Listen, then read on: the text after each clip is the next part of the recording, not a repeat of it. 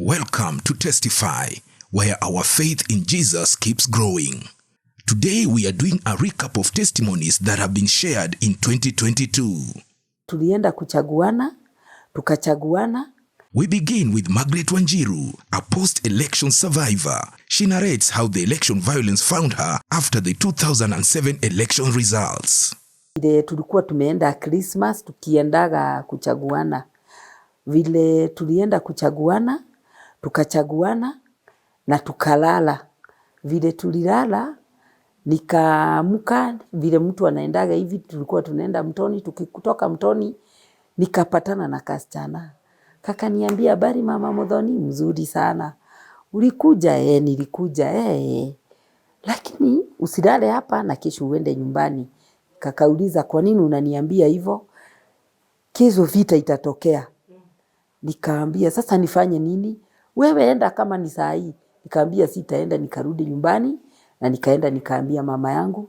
Nikamwambia mamu, nimeambiwa vita itaanza kesho, mimi nitajitayarisha niende. Akaniambia nyamaza. Wewe unataka kwenda si ulale.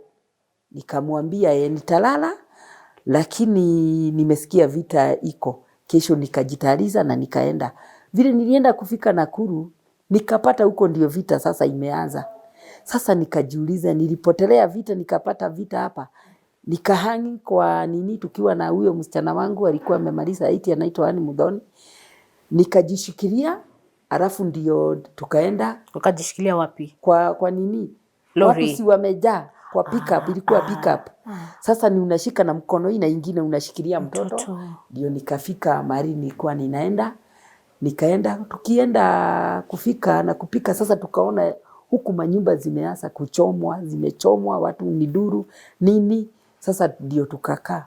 Vile tulikaa, hii vita ikakuwa ni kali sana. Mama yangu nikampigia simu akaniambia wako sawa, lakini wamepotea, wako kwa mtaro pamoja na watoto wangu. Watoto wangu mahali walikuwa wanakaa. Sasa ndio nikakaa nikajiuliza, sasa tutakula nini hapa? She never knew the person she trusted will end up hurting her to the point of wanting to kill her. Alafu akaenda. Kwenda nikampigia simu nikamwambia hata tuna ya kitu ya kukula. Ndio sasa nikateremka mahali alikuwa. Akaniambia, kesho jana tuliua watu hawa na hawa na hawa. Na sasa hata wewe naweza kukumaliza. Nilikuwa nimeshika mtoto nikamwachilia. Sasa akachukua mtoto na akaenda na yeye. Vile alienda na mtoto na mimi nikabaki. Sasa kubaki nikaanza kujiuliza nitaenda wapi na wapi? Ndio niende nitafute usaidizi. Nikaenda kwa polisi, nisaidieni, mtoto amechukuliwa, sijui nini. Wakaniambia mlisema kazi iendelee. Ni kazi inaendelea. Sasa nikawauliza imefanya nini? Nikaona kama town Nakuru hawawezi nisaidia. Nikatoka nje nikaenda Bahati. Bahati ndio wakanisaidia, wakanituma kwa na barua kwa ofisi ya watoto. Nikaenda kwa ofisi ya watoto. Nikaona hao watoto. Nikaenda nikapeleka. Nikaandikiwa nikaenda polisi. Wakati nilifika polisi, nikaambiwa polisi. Nikaandikiwa barua nikapeleka polisi. Wakati nilifika polisi, wakaniambia tulisema kazi iendelee, kwani unatusumbua? Enda utafute huyo mzee. Nikaenda. Wakati nilikuwa ninatembea kwa huku barabarani, nilikuwa ninaona ni mtu ninajua lakini amekufa. Ninaruka, ninaenda. Baka nikaenda baka mahali mzee alikuwa. Kuangalia sikupata mtoto, nikarudi nikawarudishia, nikamwambia mtoto amefanya nini? Mtoto sijaona mtoto. Wakaniambia wewe enda. Wakati nilikuwa ninaenda, nikapatana na kijana anaitwa Maingi, akaninyang'anya ile barua, akasoma, akampigia simu, akamwambia huyu umestakiwa. Sasa akaanza kunipembeleza ndio niende. Nikaenda na nilikuwa nimekatazwa na watu karibu 17. Sasa mzee yako anakubembeleza urudi nyumbani. Niende nikaangalia mtoto. Okay. Sasa ndio nikaenda. Wakati nilienda, akaniambia pigia watu wote wenye unapenda na wenye wanyu na hata mapolisi wenye umejua. Mimi nikawapigia.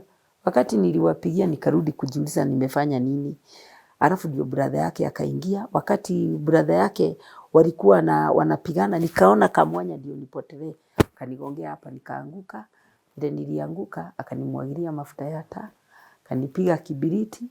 karudi akaniruhusa nje kitu saa 8. Sasa nikabirika. Bingiria. Alafu sasa hizo manguo zilikuwa zimechomeka, nimebaki na nguo ya ndani. Nikachomoka, nikaenda, hata simu nilikuwa naye. Simu nilikuwa nimeweka hapa. Kama wamama wanapenda kuweka simu kwa matiti, wasiwahi weka juu moto ikitokea watachomeka zaidi. Sasa hiyo simu ikapotea hivyo, alafu ndio sasa nikaanza kuenda, nikapatana na mama. Na Margaret, unajua ulikuwa umenielezea yote yakifanyika, ulikuwa mjamzito. Nilikuwa mjamzito. Miezi ngapi? Miezi 2.5. Her message to Kenyan was, kwa hii mwaka tunaomba, sisi ndio tunatakaga mtu fulani, na wewe unataka mtu fulani. Saa hii tunataka tuombe maombi. Mfalme Mungu mwenye anataka, sisi sasa hatutaki. Mfalme yenye atafurahisha Mungu ndio atawale hii Kenya.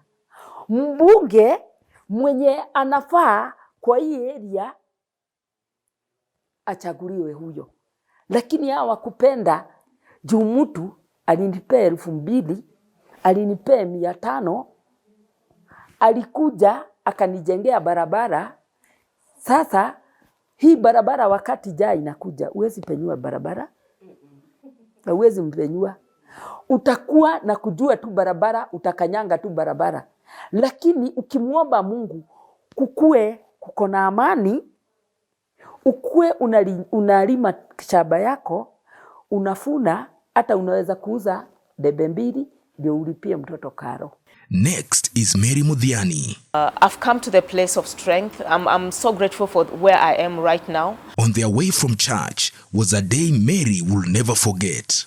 It was almost 2011 December.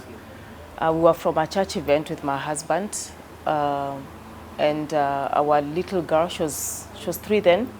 I was 5 months pregnant with our son, so we were from a church event and on our way home.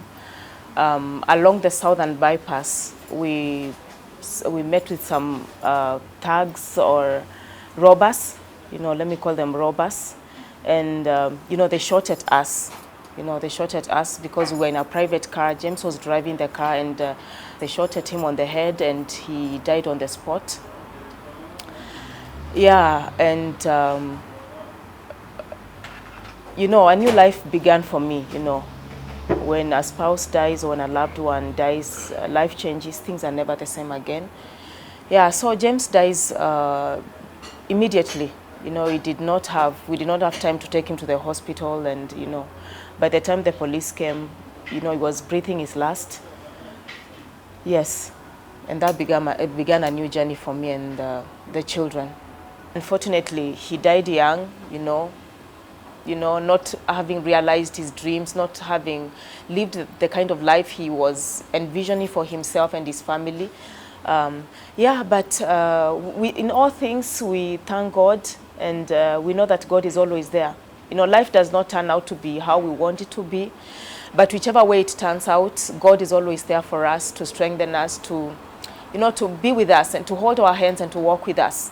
Through it all, God helped her to overcome the grief and stand strong. And so I had to forgive, and I had to let go. I had to release anyone that I was holding in my heart for me to come to the place of healing. Believe you me, when you're carrying people in your heart, when you're bitter, when you're unforgiving, you can never heal. You will never heal, because it keeps you at the very place, and you need to get out of that place and move, So I had to forgive people. Secondly, you've got to allow God into your wound. You've got to allow God into your pain. You've got to allow him into your darkness.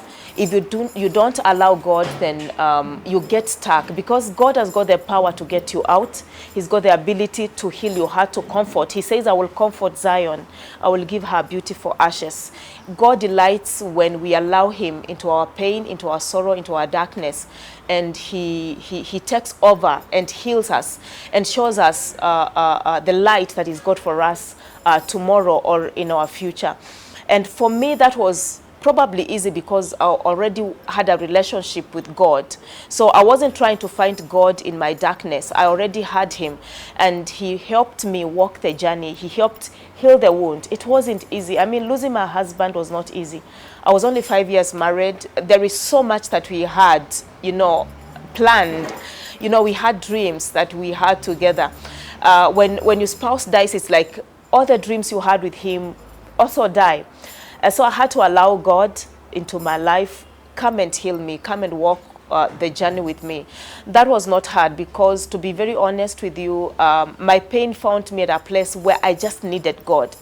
And I'm told there are people that get bitter at God, get angry at God when they are in darkness.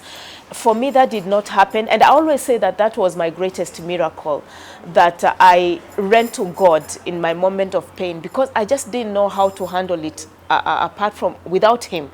And it was so intense that I knew if I don't get God involved, it could destroy my life. I needed to be sane for my children. I needed to be sober. I needed to be strong. You know, I needed to be at the place of hope, you know, because I had responsibility. I had children to take care of, and I also needed to keep my mind sober and sane. And then that meant telling God, come and take over. I don't know what to do. I don't know how to get off this. I don't know how to get off this situation. I need you. And God was so gracious because God has been there every day of my life. He has wiped my tears. He has, you know, he has healed my broken heart. He has mended the wound. And I can say that I'm whole, you know, and, you know, I've embraced the life that he has for me and looking forward to the future that he has for me. Meet the Ocampos, a Philippine husband and a Kenyan wife in an arranged marriage. How did their relationship be after the wedding? That sense of love, that infatuation, you know, being in love now. Now you're in love. Because when we were walking down the aisle, there's nothing. You're not emotionally invested. You're not even attracted to that person. Not that they're ugly. They're attractive. You know it. You can see it. But they're just not your preference. But now when we were married, in that short time of 2 weeks, God allowed us to enjoy that period together until she got pregnant. When she got pregnant, it was a honeymoon baby. She developed this rare condition called hyperemesis gravidarum, HG, and that's when her health deteriorated right away. Yeah. Wow. And let's also talk about the dating also. Did you guys begin to date after? Yes, yes. So you now literally, what's your second name? Exactly. What's your favorite color? Exactly. How did that feel, knowing that it sort of looks like it's not the norm? Did that feel natural to you guys? It felt very natural because now the good thing with dating after marriage is that now, especially as a Christian, is you go for the date and you come back and you make crazy love. Like, and it's legal. And it's legal. Like you go for your first movie together, you go for your first pizza date together. All these are the fun. You go home and you're like, wow, all this is legal now. And so you're enjoying the dating and marriage together intertwined. It's beautiful. So it wasn't like a shock getting pregnant. Just way after. No, it wasn't a shock. Yeah. All right. Okay. And so how did you like treat the condition? Because now, being pregnant and maybe in a foreign country. And now all my people have come back home. I'm alone. And so, being pregnant, like he said, the condition hyperemesis gravidarum, you throw up at least 40 to 60 times a day. And so you can't keep anything down. So no liquids, no food, no nothing. And any kind of smell, the smallest things even irritate you, make you throw up. For example, like just them speaking their language, Tagalog, would make me throw up. So if you're around me, speak English. Like speak English or speak Kiswahili. I mean, it was horrible, and so would spend so many nights in the hospital just getting liquids on IV, and so I literally deteriorated to skin and bones during that pregnancy. And so my mother flew in because I was craving for Kenyan food, more of githeri, avocado, such things, ugali. And so those things weren't there. They would go for miles with his father. They would drive just to find a handful of beans in the Philippines. And then they come back, imagine cooking that when you know how beans takes long. And then I'll just eat like 3, because I couldn't keep anything down. And so my mom flew in with all this ugali and famila, uji, pilau, spices, all these things. But it ran out. And while she was there, and I wasn't getting any better. So my father now flew in, he joined in. And when my father saw me, he said, we're taking her back. we have to go back. And so I came back home on a wheelchair. I couldn't, in fact, it was forbidden to fly. I hid myself with a huge teddy bear, on the wheelchair. Every time you're like, no, she's good, but I'm throwing up here and I'm just constantly spitting. No, we just told them she was pregnant, which was true. Which is she true was not because sick in any other thing. It was just a pregnancy. And a small pregnancy for that. It's not like I'm 9 months and then I'm trying to fly. And so we came back home. And after the baby came, because it will go all through until 9 months, until I push the baby, even a few days after the baby, I'm still throwing up and spitting, imagine, and the baby's already out. And so we went back to the Philippines. Then I get pregnant again, and the same thing happens, and my mother flies in again, and then we fly back. By that time, we said, now, people, let us relax here. So that's how we settled here. Would they encourage parents to plan for arranged marriages for their children? The thing with arranged marriage, one thing keeps lingering. Did you love me for me, or were you forced by your parents? I think that's why when I blocked him, I needed him to pursue me. Good thing he pursued me. And so that answer was questioned. But we differ on opinions on that. He doesn't recommend it at all. No, both of us, we don't go out there and recommend arranged marriage because it can be prone to abuse or to manipulation by your spiritual authority or even your parents. It could be done for monetary reasons, status, or convenience, or for selfish purposes. So marriage is too important of a decision to leave it up to somebody else's selfish concerns. It can make or break you, marriage. But if you really trust that authority, that parent, or that spiritual figure, and there's no ulterior motive, they want what's best for you, and you agree with it, as long as it's not forced, you have a choice whether to go with that advice or not, then we recommend it, yes. It's just there's a caveat because it can be open to manipulation for money or for things. But if you believe it's the will of God in your life, like we did, we believed that our parents, my dad even said that she was not his personal choice. He was also just following what he believed was the leading of the Spirit to him. It's not like, I want this person. No, then that's just following somebody else's whims, which is not, right. But she plans to do it for our kids. Wow, Vasilis, because it stand out. Yes, because it turned out great. And if you look at statistics, look at the Indians. Arranged marriages go far. They go far. They have the lowest divorce rate in the whole world. Yes, it's arranged. And also, going back to scripture, because you're all pastors, most of the marriages, you look at the Isaac and Rebecca. I mean, he never even met Rebecca. Yeah, never. Just got married right away. Yeah. Is it do you feel like maybe somehow, some way, it's also scriptural? That's where my parents based their decision on, because it's not done in the Philippines. They started it with their family, and that's what inspired them. What age because you told me off script that the parents saw you at 5 years. Yes. When you're 5 years old. They've seen me grow up. So they knew me, and they saw me go through primary, they saw me go through high school, they saw me go through college, they saw me in America, what I was doing there. When I came back home, they'd seen me through. So and then, like I said, they were really good friends with my parents, so they had a covenant relationship also with them. And so just going through all that, they were sure and they were led of God. It was not just them. And he has siblings where they have been betrothed since the womb. And so ours was just nothing. Oh, wow. Let's take a short break and we'll be right back with more uplifting testimonies.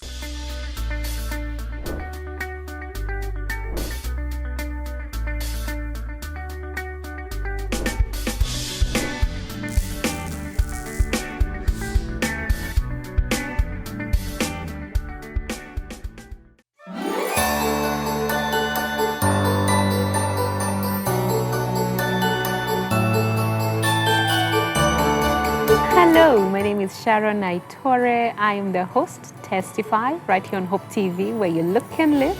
And I want to wish you a Merry Christmas and a blessed New Year.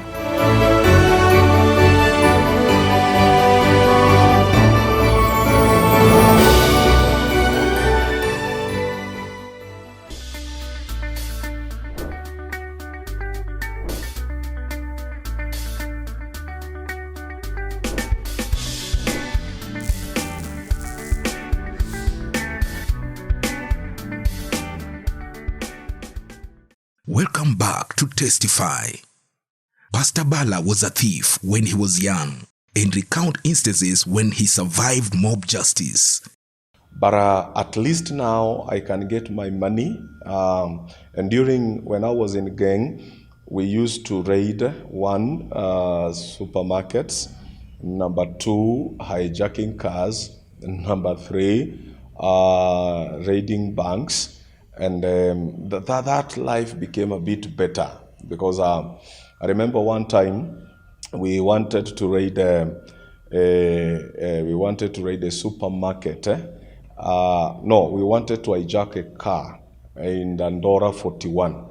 And when we went into this car, we were three of us. We didn't know that there were policemen, armed policemen in that car. What happened? There became a fight between us and them.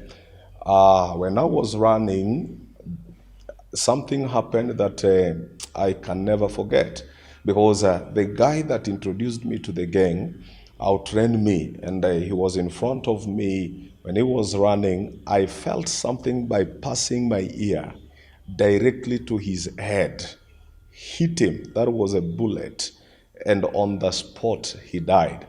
But do we quit? No, we say that is an accident. An accident has happened, and even a car, sometimes you get an accident, and that is not the end of you driving again. So we went on, and that was kind of life. Many of my friends then were killed either by mob or by policemen in Dandora 41. One was in Madare, that is Madare 4A, and the other one was in Kariobangi South. The last one was around Gomongo, and that was the worst of it all.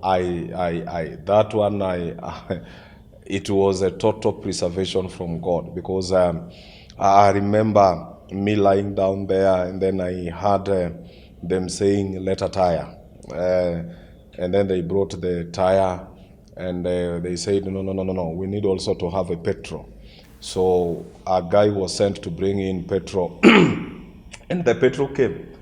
By that time, the mob had already worked on me with their machetes, stones, and blocks. I have a lot of marks in my body that always reminds me of what happened. Later in his life, Pastor Bala had an encounter with Jesus. The dad of my friend was sick, and he was to travel home. So he said, "Sir, let me go and ask for a bag," because he didn't have a good bag for him to travel. So when he went to ask for a bag, he told me that I'm going to look for a guy called Emmanuel. And he went to request Emmanuel to help him with a bag. When he went, I waited for around an hour. He didn't come back, and I said, okay, let me go and look for him. So when I went for him, because I knew where he was, when I reached the door, I heard people singing. By then, I didn't know to separate between worship and praise. I later on came to know they were worshiping. And then peeped through the window, and I saw him. He was in the middle, he knelt down in the middle of two gentlemen, that is Emmanuel, and another gentleman that I came to knew was called Happy Lawrence, Apostle Happy Lawrence, who also is in Lakisama today. Now, when I looked at it, I said, this guy, has been bombarded by these salvation people, and he cannot escape. So I went back to the hotel, waited for him for another 30 minutes, and then a thought came to me, and I said, if I will not help my brother, he will be saved by force. So I decided to go and rescue him. How? I went to his girlfriend and I told the girlfriend, Madam, you are sitting here and you are losing your boyfriend today. These guys called salvation people, these guys that are saying they are saved, are forcing your guy to be saved. Let us go and rescue him. So two of us came, and when we came, I pushed the door and then pulled back a bit and allowed the lady to walk in. I can't remember what happened to me because after the lady went in, a thought again came and I said, after all, this is his life. It is not my life. Allow me leave him. Whatever he wants to do. If he agree with this nonsense, that is none of my business. So I made 3 steps towards the gate.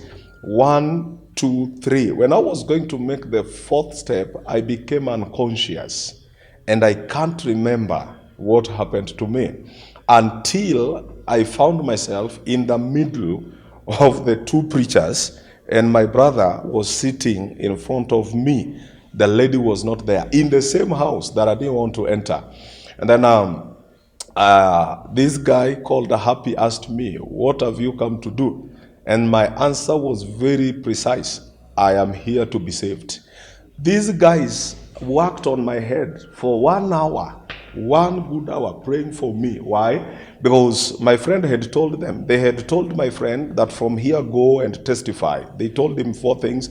Go and testify that you are saved. Meet all your friends and even everybody that you can see or meet. You tell them that I'm born again today. Number 2, you need to be a prayerful person. You need to read your Bible and get a church.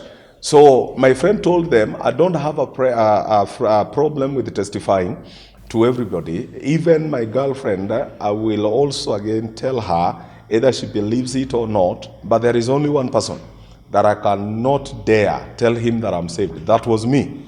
Because this man will kill me in the morning if I dare tell him that I'm saved.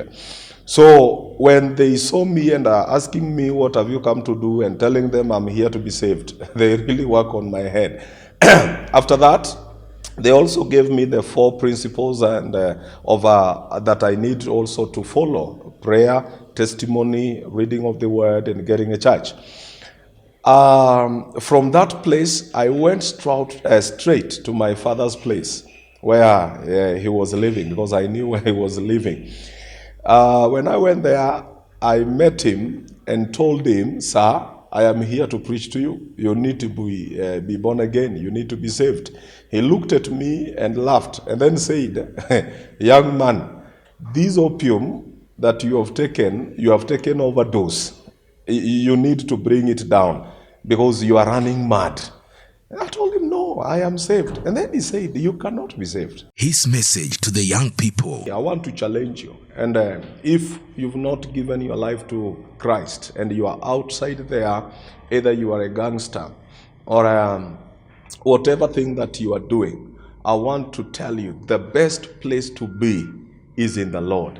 Since I got saved, 1998, on 13th of March, till to date, I have not seen disappointment.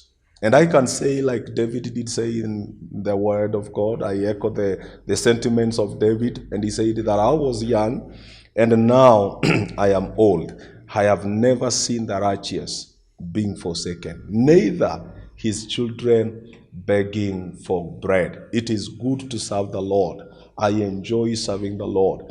I have traversed this nation, almost every corner of this nation, preaching the gospel. I have gone beyond even this nation, preaching the gospel. And many times I tell people, this is a preacher that God raised from Dandora dumping site, from a gangster, and today an apostle to the nations of the world. Why?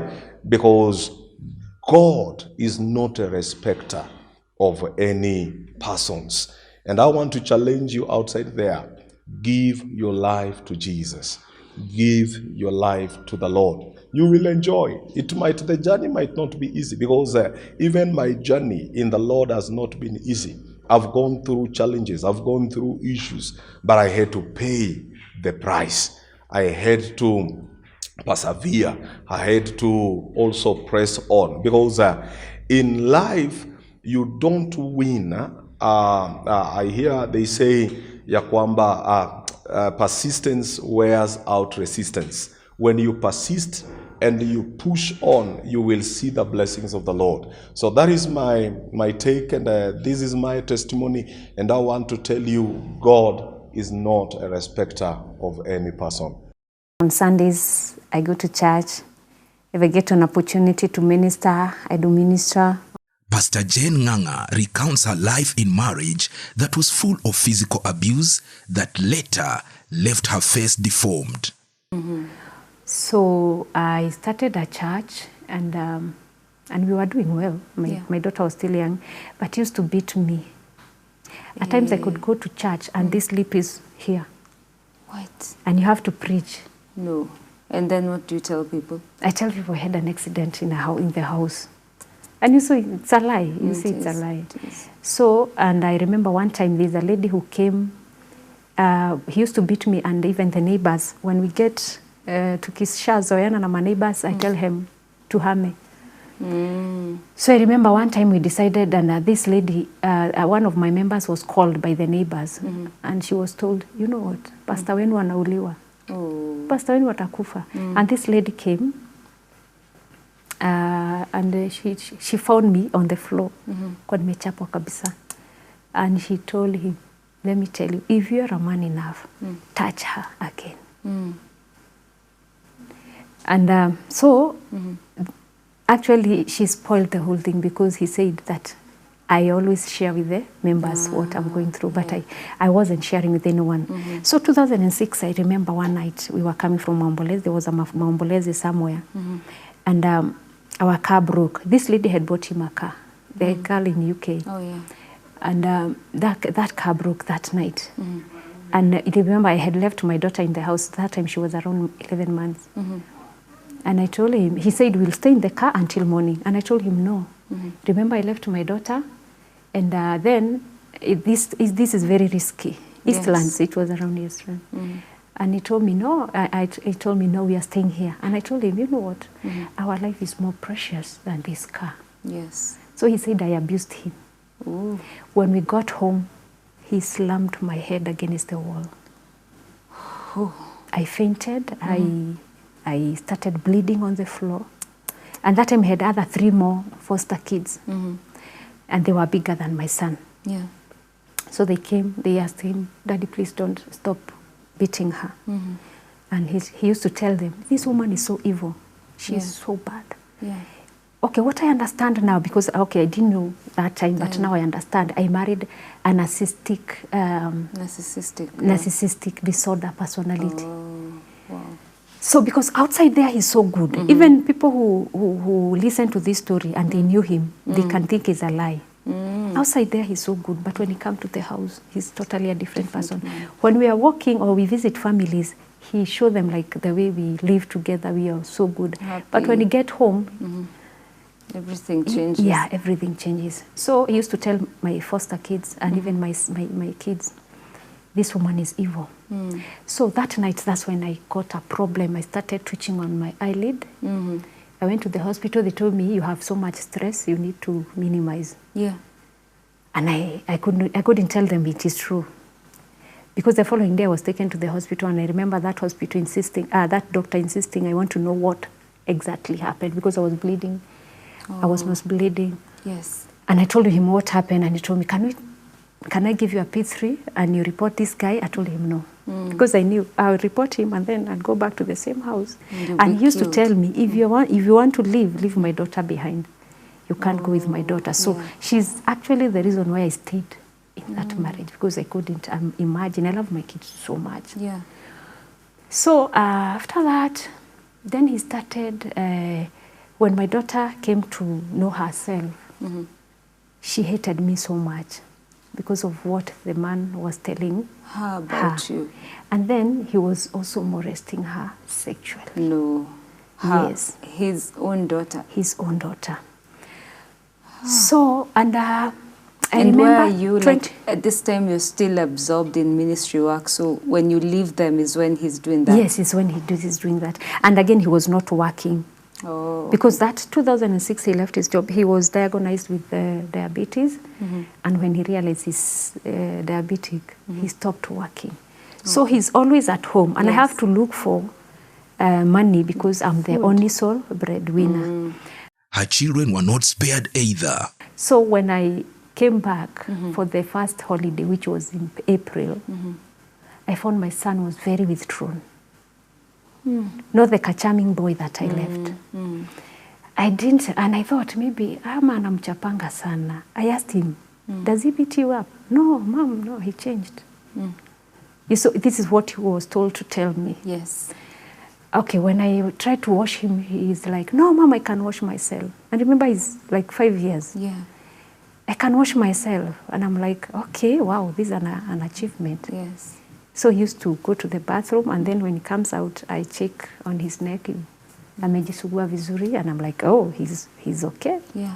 Kumbe the reason why he was told not to allow me to wash him anymore is that I don't see what happened to him. Yes. I didn't know that until last year. No. Last is when I came to know what happened. My daughter loved Ruth Matete so much. You know Ruth Matete? Yeah, yeah. Yeah. And he told her, you know, Ruth Matete was raised by a single father, and he used to wash her until she was in Form 4. Wow. So my daughter felt comfortable. When she told me that, that night, she was even very scared. She was like, now, because I really got shocked. And she was like, now, why did I do this? Yeah. So she wanted to sleep with me. We slept on the same bed. She told me, Mom, let me sleep on your bed. Yeah. And I told her it's okay. And she couldn't sleep. Yani the trauma was too much. Yeah. So the following day, she tried to kill herself. She told me on Friday, then Sunday I was to take her back to school. So Saturday, we used to do shopping on a day before, so that Sunday, we have time, she sleep for like, asiamke mapema sana, and then we go for lunch. After that, we go to school. Yes. So I told her, you just pack, and then we go and do the shopping. Yes. So I left her at home. She was waiting for me to get out of the house. She took the kitchen knife and she cut the list deep. She was targeting the main vein. Yeah. And then because of my nerve problem, Yes. the one I shared, he slammed my head against the wall. So there are medication that I've been taking all through for 16 years. Wow. So gabapentin, it's called gabapentin. It's for nerve pain. Yeah. She took 30 capsules, and one of the capsules is 600 mgs. So you can imagine 30. Let me tell you, there is God in heaven, because I think I could have lost her that night. Yeah, sure. So I came back, and she was there sleeping on the couch. And the counselor Mary had told me, when she's down, remember the rejection spirit was still there. Yeah. The seed that was planted for her to hate me. Yeah, yeah. So Counselor Mary used to tell me, when she's down, don't bother her. Yeah. Give her space. Okay. Yeah, don't push her, don't. So when I found her low, I was like, what is happening? And I decided, I asked her, what do you want us to make for lunch? She told me, anything. She just looked at me and she said, anything. I could tell she's down because the eyes were turning. Oh. And the color was different. So I cooked, we ate lunch, and then immediately she left to bed, and she didn't come out of her bedroom. Yeah. So the following day, remember, we are going to school. So she woke up, she dressed up. Remember, I had to pack because she didn't pack.